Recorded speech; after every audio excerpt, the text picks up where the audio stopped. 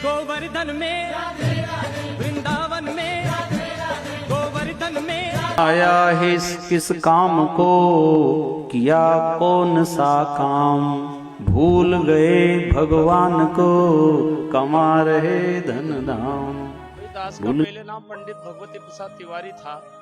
अब गुरुजी की शरण में आए तो भगवती दास हो गया। वो पहले भागवत कथा प्रवचन करता था। मैं लगभग 500 भागवत कथाएं हो चुकी, और मुझे जिस ज्ञान की आवश्यकता थी वो सदगुरु संत रामपाल जी महाराज जी के सत्संग प्रवचन से सुनने को मिला। अच्छा सर, आप जब पहले आपने बताया कि आप एक कथावाचक थे, तब आप किसे भगवान मानते थे? कौन आपका इष्ट देव था? अब इष्ट तो क्या, भागवत कथा में कृष्ण को ही प्रमुख रखा जाता, लेकिन मैं आत्मा परमात्मा को ही ध्यान में रख कर के चर्चा करता था। मुझे परमात्मा कौन है, पूर्ण परमात्मा पूरा ज्ञान नहीं था, तो कृष्ण और राम जी के सहारे से ही मैं परमात्मा की चर्चा रखता था। वो संत रामपाल जी महाराज जी को सुनने के बाद में पता चला कि पूर्ण ब्रह्म कबीर परमेश्वर जी ही है।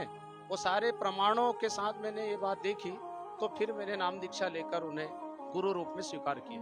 अच्छा सर, आप कथा करते थे, उस समय भी आप श्रीमद् भागवत गीता को आधार मानकर ही अपना ज्ञान देते होंगे। अब आज आप जब संत रामपाल जी महाराज की शरण में हैं, उसके बाद भी हम देख रहे हैं आपके सामने सदग्रंथ रखे हैं, सबसे पहले श्रीमद् भागवत गीता ही रखी हुई है। तो अब आपके ज्ञान समझने समझाने में क्या अंतर हुआ, क्या कहेंगे? भाई अभी तक क्या है, वेद पढ़े पर भेद न जाने, बाँचे पुराण 18, और पत्थर की पूजा करे, भूल गए सिरजनहारा। तो वेद पढ़ते थे, शास्त्र पढ़ते थे, लेकिन उसमें जो गूढ़ ज्ञान है, तत्व ज्ञान, जो कोडवर्ड में लिखा हुआ था, आज तक किसी भी संत साधु महात्मा पंडित आचार्य ने क्लियर नहीं किया। और संत रामपाल जी महाराज जी के सानिध्य में रहने से शास्त्रों में जो बातें लिखी है कोडवर्ड में, वो क्लियर हो गई। तो बातें तो वही आज भी मैं पढ़ रहा हूँ, लेकिन अब पढ़ने में जो एक आनंद की अनुभूति होती है, जो सच्चाई प्रकट हुई है, वो पहले मैंने कभी नहीं सुना किसी संत से। वो केवल धरती पर संत रामपाल जी महाराज जी के ही मुखारबिंद से सुना, और मैंने अनुभव किया कि ये ज्ञान सच्चा है, शास्त्र प्रमाणित है।